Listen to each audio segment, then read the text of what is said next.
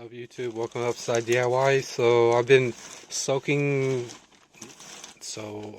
my tools in oil in WD-40, and I'm going to show you guys kind of like some really small needle nose, and there's a larger needle nose.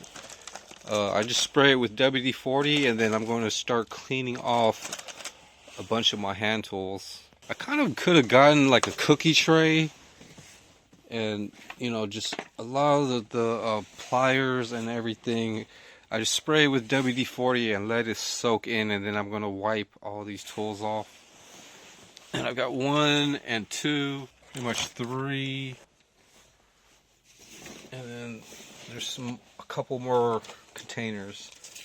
So I'm going to have all the, and 4 and 5, so I'm going to have all these tools kind of cleaned up and organized, and pretty much put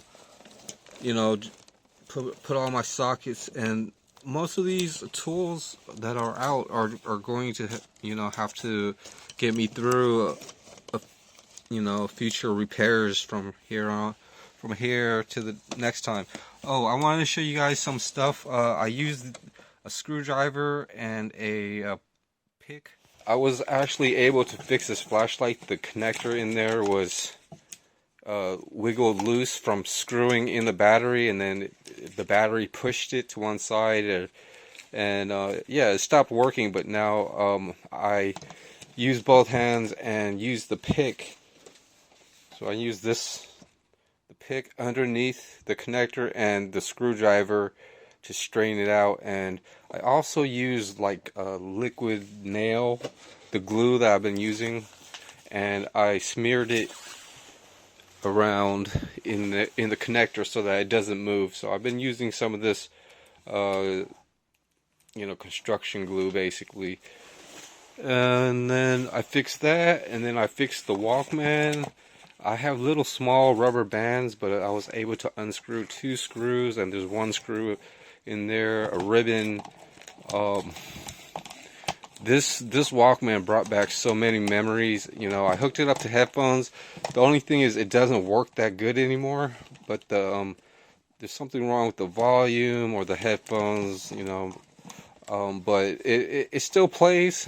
And if I have batteries in it, it rewinds and fast forwards really good, because there's a really good rubber band in there. So yeah, I bought some stuff from Harbor Freight. I bought these.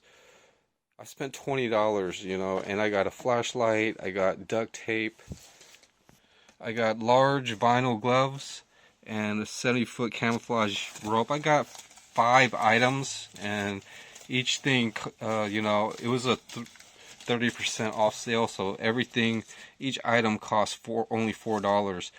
This was like really like under $4 after the sale. Like everything was quite affordable. Like this light would usually cost $8 or $9. It's a UV light, a leak detector flashlight. I've heard that UV lights could detect other things and even like dry glue a little faster. Maybe I bought the wrong light, but I have this other flashlight that's worth probably $20. 15 to 20, $17.99, whatever the stores do. These drill bits, I didn't look for specific drill bits, just a small one, but this actually works for wood, metal, and plastic. I got this a 7-piece set for $1.25, which was usually $1.75. This roll was $4 or $3.89. I found like a mini night light on the way there, and yeah, I spent $20 and I got $30 worth of stuff, and I really wanted this flashlight. And it's weird, the last time I went there, and there was only 1 there, and then when I go there like a month or 2 later, there's only 1 there, and I got the only one that was there, and I got the price that, sometimes at stores it's just like you go to the register, it's not really the right price or something. But yeah, got a really interesting day shopping. So yeah, this stuff doesn't really go, maybe the flashlight or the drill bits. I have I have this, you know, toolbox right here full of drill bits, or until then, I'm, you know, and I'm finding small drill bits inside of my stuff. So until then, I could just, you know, until I open. And I really like collecting tools. Like, you know, you'll find like, well, it's not even like a collection. It's just like the stuff that I had, and you know, you'll find drill bits, and even there's a countersink here. So organizing my tools and stuff. I want to try to probably use this for something else, like you know, like drill bits, basically, probably drill bits. And then I've got other tin cans. So you know, I got to check every single one of those, and I'm doing my next DIY. This is a part of the video, and when I actually do it, it's like a bonus video. But I'm gonna have to use some electrical tape right there, and maybe some crazy glue but I'm gonna spray paint the outside, so the inside is gonna be clear plastic, so that you know, it's gonna be clean. And then if I spray paint the outside, it's going to, you know, really stick out, and you know, create some type of a container basically for anything. But I've got a few of these, so I'm going to turn those into little display cases. And on the outside, I'm going to buy some more silicone or even liquid nail. I might use silicone in some places, but it's going to be on top of the black paint, so everything's going to look really nice. I'll probably liquid nail, but I've got to see what they have at Home Depot. But yeah, it's going to be coated all the way around, and then I'm going to try to protect the hinge, like I mentioned, with like electrical tape. So all the supplies I need is just this electrical tape, some of the black spray paint. I have 2 cans of. I want to buy some more if I go to Home Depot and I have some gloss white, but you know, I don't want to overstock, and you know,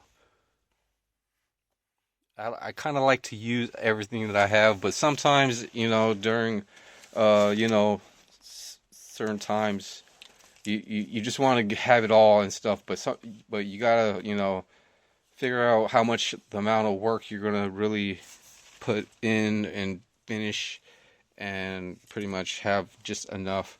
But you know, stocking a little bit more extra, like some of these skateboard tails and acrylic pieces are really good, especially, you know, especially if you're doing a lot or figuring out a lot of small pieces and electronics and things, or with you can always add on in things. You know, maybe the deals are going to always be around, but when you never know. But I'm going to put these into all of these acrylic pieces into a larger bag or something. Some of it still might not fit, but a lot of it will fit inside of the bag that I was washing. So I was kind of washing this, and I wasn't sure. It just needed to be washed, and because there was like some type of mold or something growing on there. So this bag, it was dried, and then I spray coated it with some type of leather protector or something. So you know, I just tried products. It just because this thing fell, but it kind of helped. So yeah, it's a Kenneth Cole. So it might be a cheap knockoff, because I don't know. But you know, and then it's got another zipper, but I want to try to use this probably for those acrylic pieces. I'm not, you know, I gotta figure out how many compartments are in here, and then I'll really know. I might even keep it for like my really good paperwork. So, but you know, pretty cool. The zippers seem pretty good, so it's not too bad. I just need, you know, to rethink. I could, you know, do a lot of things, you know, around here. Let's see, what was that? Yeah, I just can't wait to finish up that DIY with the plastic trays. Put some acrylic pieces here. I've got electronics kind of being stored right there. I have like light bulbs or printers underneath that table, VHS. And then I've got a lot of the bicycle wheels. Those are only the front wheels. So, and there's are a couple back wheels, but I need inner tubes and tires for that. So, I might have to look for a way to, maybe mold my own. I don't know, but it keeps me really, busy with finding a lot of space and time in my videos to kind of uh, you know, showcase and manage how things are. And there are so many projects around here, like even building something like a basement.